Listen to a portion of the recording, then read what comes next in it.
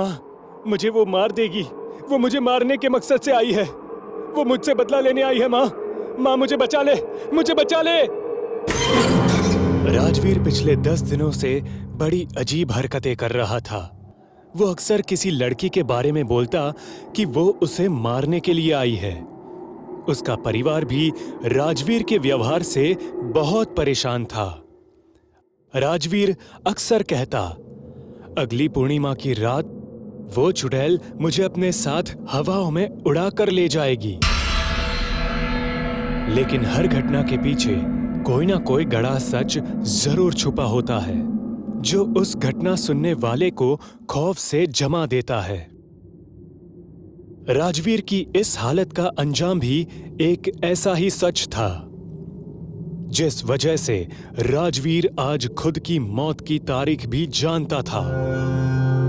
1 साल पहले राजवीर पेशे से एक मैकेनिक का काम करता था। जिंदगी बस कट रही थी। उसे बहुत सारे पैसे झट से कमाने का लालच अक्सर रहा करता था। खैर, एक रात राजवीर अपने घर लौट ही रहा था कि तभी उसे एक लड़की फुटपाथ एरिया में डरी हुई मिली।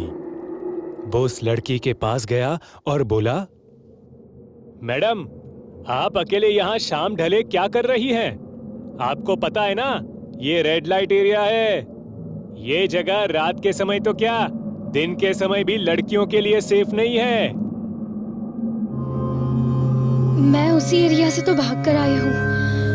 प्लीज मुझे आज रात के लिए पनाह दे दीजिए। कल सवेरे होते ही मैं यहाँ से निकल जाऊंगी। प्लीज। ठीक है, लेकिन किसी को पता नहीं चलना चाहिए।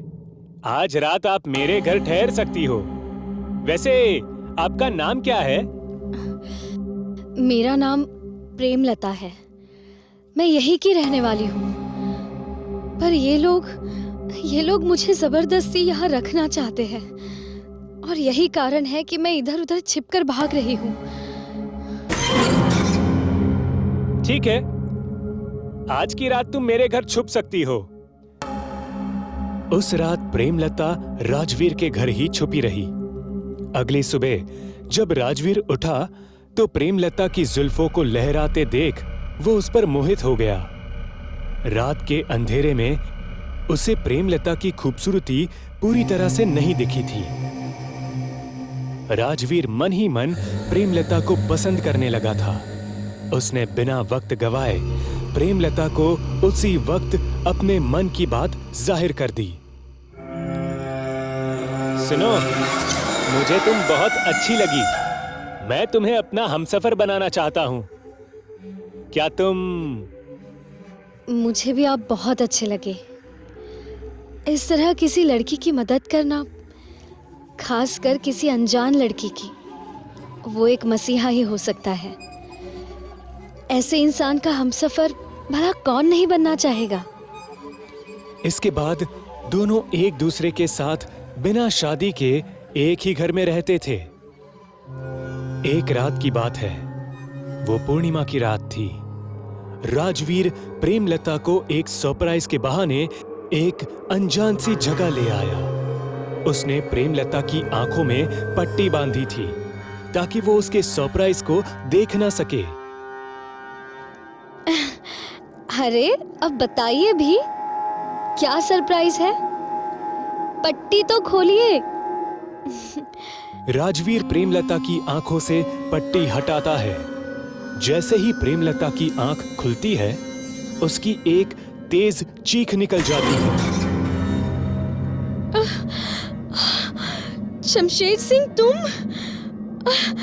राजवीर, ये आप मुझे कहाँ ले आए? ये तो वही हैवान है जो मासूम लड़कियों की मजबूरी का फायदा उठाकर उन्हें फंसाता है। ये लड़की, ऊपर देख। तू रेड लाइट सेंटर में खड़ी है। तेरे आदमी से मैंने तुझे खरीद लिया है। बहुत भागने का शौक है ना तुझे? अब 4 दीवारी में पूरी जिंदगी भागती रहना।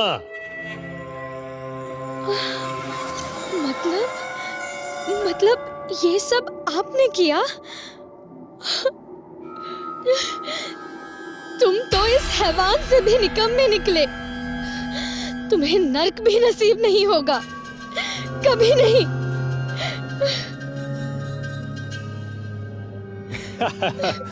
नर्क का तो पता नहीं, लेकिन अब तुझे बेचने पर जो पैसे मिले हैं उससे मेरी जिंदगी स्वर्ग तो आराम से बन जाएगी। तुझे क्या लगा मैं तुझसे प्यार कर बैठा? अरे पगली, जिस रात तू भागी उसी रात इन लोगों से मेरा सौदा हो गया था। तुझ पर जबरदस्ती करता तो पुलिस मुझे अंदर कर देती, लेकिन अब तो सबको यही लगेगा कि तू यहाँ अपनी मर्जी से आई है और हर रात तेरे जिस्म की बोली लगेगी। कमीने, मैं तुझे जान से मार दूंगी।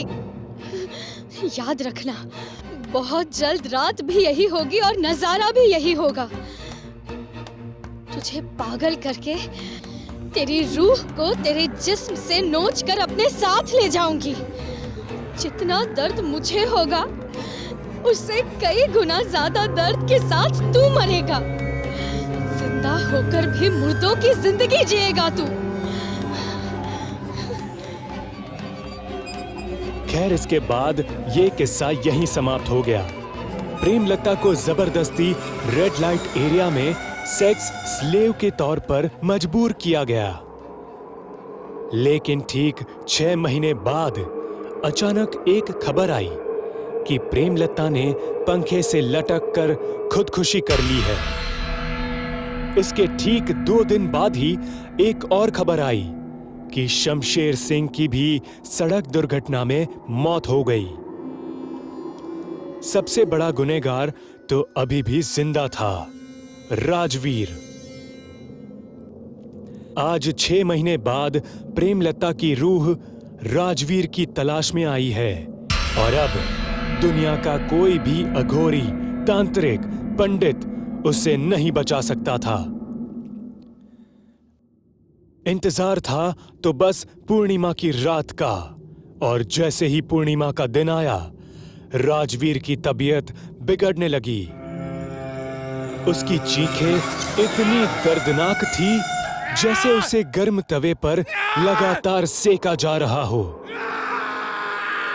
उसे हर 10 मिनट पर दौरे पड़ते और आखिरकार रात के 1 बजे के करीब वो चुड़ैल राजवीर के कमरे में दाखिल हुई। उसकी भयानक शक्ल देख राजवीर चिल्लाने लगा, लेकिन उसकी आवाज उस कमरे तक ही सीमित रह सकती थी। मुझे माफ कर दो, प्लीज मुझे छोड़ दो। मैंने तुम्हारे साथ गलत किया, लेकिन मैं वादा करता हूँ कि मैं ऐसा कभी किसी और के साथ कभी नहीं करूंगा। कैसे छोड़ दूं? याद है ना वो पूर्णिमा की रात जब तूने मेरा उस हैवान के साथ सौदा किया था? मैंने तुझे उस रात चेतावनी दी थी, लेकिन तूने मेरी चेतावनी को एकदम नजरअंदाज कर दिया, और आज मैं तेरी माफी को नजरअंदाज करूंगी।